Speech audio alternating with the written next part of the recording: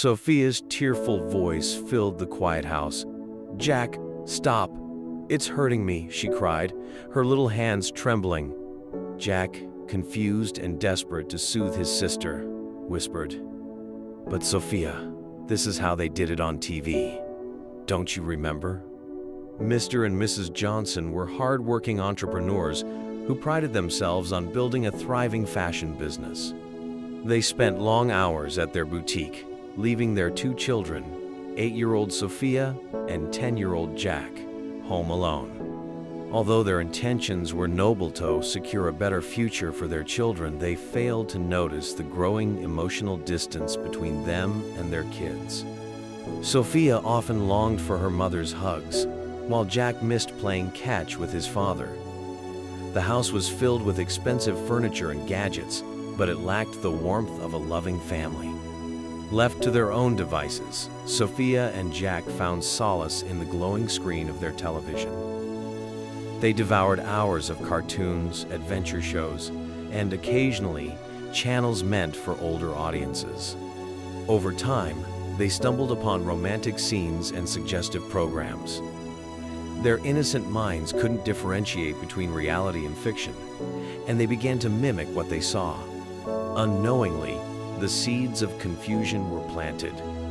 One fateful afternoon, while their parents were busy closing a big deal, Jack stumbled upon a romantic soap opera. Curious, he called Sophia over, and they both watched in silence, their young minds absorbing every detail. They giggled nervously at the scenes, but felt a strange compulsion to imitate what they didn't fully understand. With no one to guide or correct them, they began acting out the scenes in secrecy, thinking it was normal behavior. As the days passed, their innocent play escalated.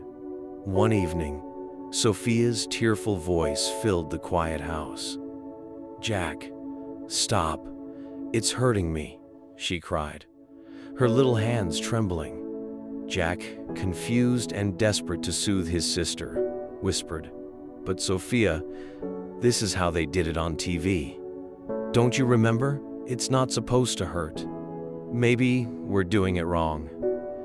Their eyes met, fear and confusion mirrored in their expressions. Sophia wiped her tears and nodded, her trust in her brother unshaken but her heart heavy. "Don't tell Mom about this," Jack pleaded. "She'll be so mad." The guilt weighed on Jack, but his 10-year-old mind couldn't comprehend the depth of what was happening. Sophia, on the other hand, felt a growing unease every time she watched the same shows. She wanted to ask her mother questions, but remembered her brother's words. Their secret became a silent burden, creating a rift in their childhood innocence. Meanwhile, their parents remained oblivious.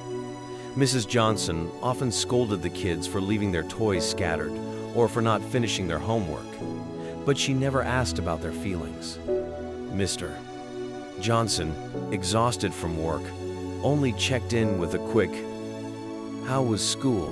before retreating to his study. The children felt invisible, their voices drowned out by their parents' endless pursuit of success. One evening, Sophia couldn't hold back her tears anymore. As she sat on the edge of her bed, hugging her favorite teddy bear, Jack approached her. "Sophia, are you okay?" he asked softly. "I don't like this, Jack. It feels wrong," she whispered. Jack nodded, his young face etched with regret. "Maybe we should stop watching those shows," he suggested, his voice trembling. For the first time, they both realized they needed guidance but didn't know how to ask for it. Their breaking point came when their teacher assigned a family-themed essay at school. Sophia poured her heart into it, describing a home filled with love and laughter, a stark contrast to her reality. When the teacher read it, she called the Johnsons in for a meeting. Embarrassed and defensive, Mrs. Johnson brushed it off as children's imagination. But the teacher's words lingered. Children need their parents more than anything else. That night, Sophia bravely approached her mother. "Mom, can you read my essay?" she asked, her voice barely above a whisper. Mrs. Johnson, for the first time, saw the pain in her daughter's eyes. As she read, tears streamed down her face. The essay wasn't just a child's fantasy, it was a cry for help. Mrs. Johnson sat at the kitchen table late into the night, the crumpled essay clutched in her hands. Her husband entered, confused by her tear-streaked face. "What's wrong?" he asked, his voice tinged with concern. She handed him the essay without a word, and he read it silently. Each sentence hit him like a brick. The loneliness, the yearning, the unspoken pain of their children. "How did we miss this?" he whispered, guilt consuming him. The next morning, they both decided to take the day off a first in years. Over breakfast, they surprised Sofia and Jack by joining them at the table. "We're spending today together," Mr.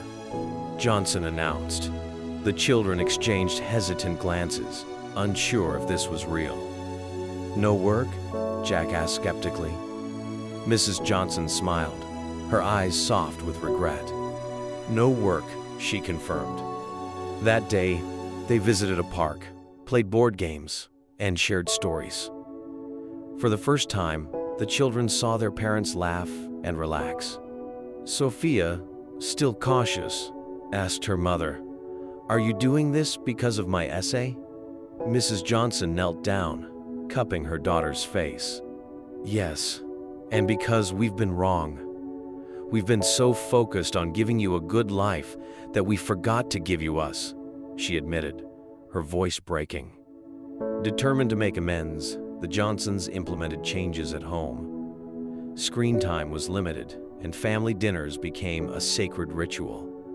They also introduced open conversations, encouraging the children to share anything on their minds.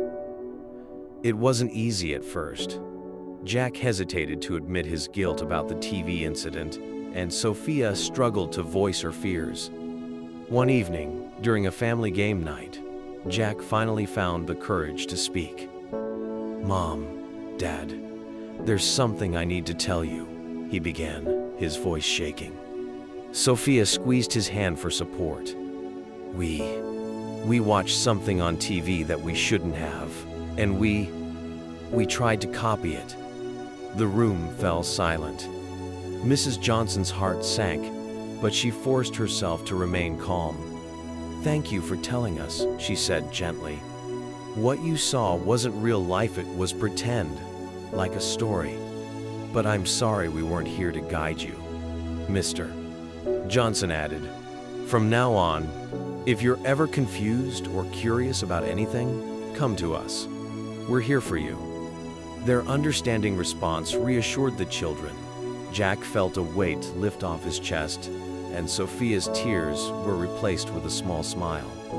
The family began to heal, united by their willingness to confront and overcome their mistakes. Months passed, and the Johnson household transformed. The children thrived under their parents' attention. Sofia discovered a love for painting, often presenting her artwork during family nights. Jack, inspired by his father's newfound involvement, began excelling in soccer. At school, Sofia's teacher noticed her newfound confidence and asked her to share her essay during an assembly. With her parents watching proudly from the audience, she read aloud, her voice steady and clear. "Home isn't just a place with walls and furniture. It's where you feel safe, loved, and heard." The audience erupted in applause, and Mrs. Johnson wiped away tears of pride. "That's our girl," she whispered to her husband. Jack leaned over and whispered to Sofia, "You're amazing, sis." The moral of their journey was clear. No amount of success or wealth could replace the bond of a loving family. The Johnsons learned that being present, listening, and nurturing their children was the greatest gift they could ever give.